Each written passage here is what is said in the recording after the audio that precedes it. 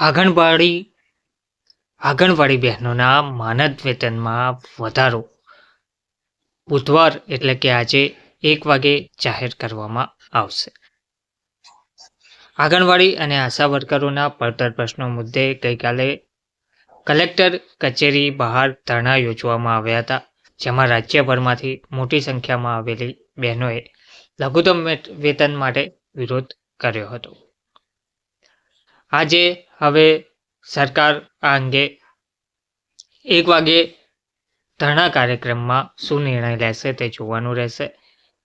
આંગણવાડી બહેનોના અને આશા વર્કર બહેનોના વિવિધ પડતર પ્રશ્નો મુદ્દે આજે 1 વાગે પગાર વધારા સહિતની જાહેરાત ફરીથી કરવામાં આવશે તેવી માહિતી મળી રહી છે. નમસ્કાર મિત્રો, સ્વાગત છે તમારું અમારી યુટ્યુબ ચેનલમાં. તો મિત્રો, આંગણવાડી અને આશા વર્કરોના વિવિધ પડતર પ્રશ્નો મુદ્દે કલેક્ટર કચેરી બહાર ધરણા કાર્યક્રમ યોજવામાં આવ્યો હતો. રાજ્યભરમાંથી મોટી સંખ્યામાં આવેલી બહેનોએ લઘુત્તમ વેતન માટે વિરોધ કર્યો હતો. રાજ્યની આંગણવાડી વર્કર અને આશા વર્કરોના પડતર પ્રશ્નોને લઈને મંગળવારના રોજ કલેક્ટર કચેરી ખાતે ધરણા યોજવામાં આવ્યા હતા. જ્યાં સુધી તેમની માંગણીઓનો ઉકેલ ના આવે ત્યાં સુધી આંદોલન ચાલુ રાખવાની પ્રતિજ્ઞા લીધી હતી. અને તેના જ ભાગરૂપે હવે બુધવારના રોજ ગાંધીનગર ખાતે ધરણા યોજવામાં આવશે. હાઈકોર્ટના ચુકાદા અનુસાર તેમને માનદ વેતન ચૂકવવામાં આવે તથા નિવૃત્તિની જે વયમર્યાદામાં છે તેમાં પણ વધારો કરવા સહિતના પ્રશ્નોને લઈને બહેનો કલેક્ટર કચેરી બહાર ધરણા પર બેસી વિરોધ વ્યક્ત કર્યો હતો. પ્રાપ્ત માહિતી અનુસાર મંગળવારના રોજ ગુજરાત આંગણવાડી કર્મચારી સંગઠન અને ગુજરાત આશા એન્ડ હેલ્થ વર્કર યુનિયન દ્વારા અમદાવાદ જિલ્લા કલેક્ટર કચેરી ખાતે આંગણવાડી અને આશા વર્કરોએ ધરણા ઉપવાસ કર્યા હતા. રાજ્યની આંગણવાડી વર્કર અને આશા વર્કરના પ્રશ્નોનો ઉકેલ આવતો ન હોવાથી આંદોલનની જાહેરાત કરાઈ હતી, જેમાં કલેક્ટર કચેરી ખાતે ધરણાનો કાર્યક્રમ યોજવામાં આવ્યો હતો અને ત્યારબાદ બુધવારના રોજ ગાંધીનગર ખાતે સત્યાગ્રહ છાવણી ખાતે બપોરે 1 વાગે ધરણાનો કાર્યક્રમ યોજાશે તેવી માહિતી મળી રહી હતી. તો ગઈકાલે જે આ ધરણા કાર્યક્રમ યોજવામાં આવ્યો હતો તેના ભાગરૂપે આજે ફરીથી 1 વાગે ધરણા કાર્યક્રમ ગાંધીનગર ખાતે યોજવામાં આવશે. પરંતુ સરકાર શું તે પહેલા હાઈકોર્ટના ચુકાદા અનુસાર તેમને વેતન ચૂકવવાની જાહેરાત કરશે તેમજ નિવૃત્તિની વયમર્યાદામાં વધારો કરવા સહિતના જે પ્રશ્નો છે તેને લઈને આજે 1 વાગે પહેલા ઉકેલ આવે તેવી શક્યતાઓ જોવા મળી રહી છે. તેમજ વધુમાં આજે ગુજરાત સરકાર દ્વારા મુખ્યમંત્રીની બેઠક પણ યોજાવા જઈ રહી છે, તેમાં પણ કદાચ નિર્ણય લેવામાં આવે તો આંગણવાડી બહેનો અને આશા વર્કર બહેનોની જે વર્ષો જૂની માંગણી છે તેનો આખરે હલ આવી શકે. અને જે આ ધરણા કાર્યક્રમ યોજવામાં આવી રહ્યો છે તે પણ રદ કરવામાં આવી શકે, કારણ કે જો તેમની માંગો પૂરી કરવામાં આવે તો પછી ધરણા કાર્યક્રમ યોજવાનો કોઈ મતલબ જ રહે નહીં. તો હવે આજે મુખ્યમંત્રી સાહેબની બેઠક પણ યોજાવા જઈ રહી છે અને એક બાજુ આ ધરણા કાર્યક્રમ પણ છે. તો હવે જોવાનું એ રહેશે કે ગુજરાત સરકાર આંગણવાડી બહેનો માટે શું ચોક્કસપણે યોગ્ય નિર્ણય લેશે. આંગણવાડી બહેનો તેમજ આશા વર્કરો ઘણા લાંબા સમયથી માંગો કરી રહ્યા છે.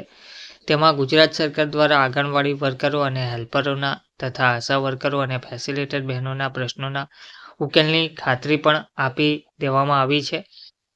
તેમ છતાં એક પણ પ્રશ્ન હજુ સુધી ઉકેલવામાં આવ્યો ન હતો તેવું પણ તેમણે કહ્યું હતું.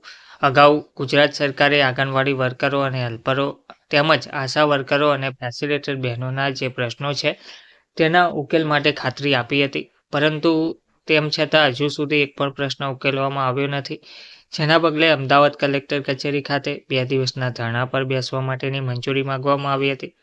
પરંતુ 1 દિવસની મંજૂરી મળતા સમગ્ર રાજ્યમાંથી મોટી સંખ્યામાં આંગણવાડી અને આશા વર્કર બહેનો ધરણા માટે અમદાવાદ આવી પહોંચ્યા હતા અને કલેક્ટર કચેરી બહાર ધરણા પર બેસી પોતાનો વિરોધ નોંધાવ્યો હતો.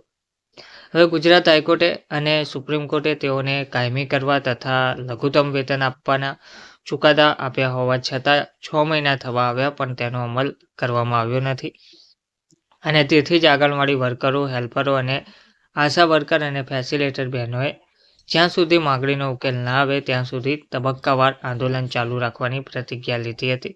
આંગણવાડી અને આશા વર્કર બહેનોની માંગણી છે કે ચુકાદા અનુસાર તેમને લઘુત્તમ વેતન આપવામાં આવે, કાયમી કર્મચારી તરીકેનો દરજ્જો આપવામાં આવે અને ડિજિટલ કામગીરી માટે નવો મોબાઈલ ફોન આપવામાં આવે. બાળકોના પોષણ આહારના દરોમાં 100% વધારો કરવામાં આવે. નિવૃત્તિ વયમર્યાદા 60 વર્ષ કરવામાં આવે અને એક વખત બદલીની તક આપવામાં આવવી જોઈએ વગેરે માંગોને લઈને તેમને ધરણા કાર્યક્રમ યોજ્યો હતો.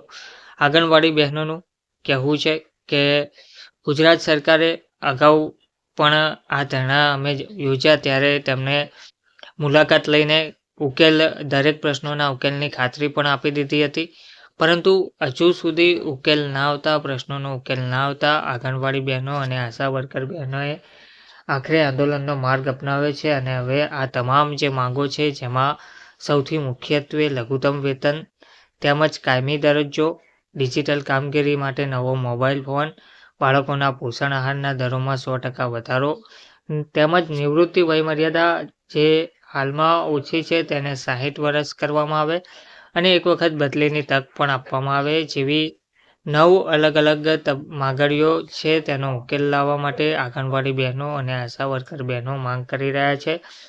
ગુજરાત સરકારે પણ તેનો ઉકેલ લાવવા માટે હકારાત્મક વલણ અપનાવ્યું હતું, એટલે કે હામી ભરી હતી, ખાતરી આપી હતી, પરંતુ હજુ સુધી એક પણ પ્રશ્ન ઉકેલવામાં આવ્યો નથી. તેમજ માનદ વેતન વધારવા માટે સુપ્રીમ કોર્ટ, હાઈકોર્ટ દ્વારા પણ કહી દેવામાં આવ્યું છે, આદેશ આપી દેવામાં આવ્યો છે 6 મહિનાની અંદર આ નિર્ણય લઈ લેવામાં આવે તેવું પણ જણાવવામાં આવ્યું છે, પરંતુ તે વાતને 6 મહિના જેટલો સમય થઈ ચૂક્યો હોવા છતાં પણ હજુ આંગણવાડી બહેનો કે આશા વર્કર બહેનોના માનદ વેતનમાં કોઈ વધારો કરવામાં આવ્યો નથી. ગુજરાત હાઈકોર્ટ દ્વારા આ ચુકાદો આપ્યો અને તેમને તેમ પણ કહ્યું હતું કે આંગણવાડી કાર્યકર બહેનોને 24,800 અને આંગણવાડી તેડાગર બહેનોને, હેલ્પર બહેનોને 20,300નું માનદ વેતન તાત્કાલિક ધોરણે ચૂકવવામાં આવે, તેને 1 એપ્રિલ 2025થી લાગુ ગણવામાં આવે, બાકી રહેતું એરિયર્સ ચૂકવવામાં આવે વગેરે જાહેરાતો વગેરે આદેશ ગુજરાત હાઈકોર્ટે પણ આપી દીધો છે. સુપ્રીમ હાઈકોર્ટ દ્વારા પણ તેમને કાયમી કરવા તથા લઘુત્તમ વેતન આપવા ચુકાદો આપી દીધો છે. તેના 6 મહિના થવા આવ્યા, પરંતુ હજુ સુધી આંગણવાડી બહેનો, આશા વર્કરો બહેનોના પડતર પ્રશ્નો મુદ્દે કોઈ પણ ઉકેલ ના આવતા આખરે ધરણા પ્રદર્શન કાર્યક્રમ યોજવામાં આવી રહ્યો છે. ગઈકાલે જે કાર્યક્રમ યોજવામાં આવ્યો હતો, પરંતુ હજુ સુધી સરકારે કોઈ નિર્ણય નથી લીધો. હવે આજે બુધવારના રોજ ગાંધીનગર ખાતે સત્યાગ્રહ છાવણી ખાતે બપોરે 1 વાગે ધરણા કાર્યક્રમ યોજાવા જઈ રહ્યો છે. હવે તે પહેલાં ગુજરાત સરકાર એટલે કે મુખ્યમંત્રી સાહેબની બેઠક પણ મળવા જઈ રહી છે, તો જોવાનું એ રહેશે કે આ બેઠકમાં કોઈ આંગણવાડી કાર્યકર કે તેડાગર બહેનોના હકમાં નિર્ણય લેવામાં આવે છે કે પછી આંદોલન ચાલુ રાખવામાં આવે છે. ધન્યવાદ.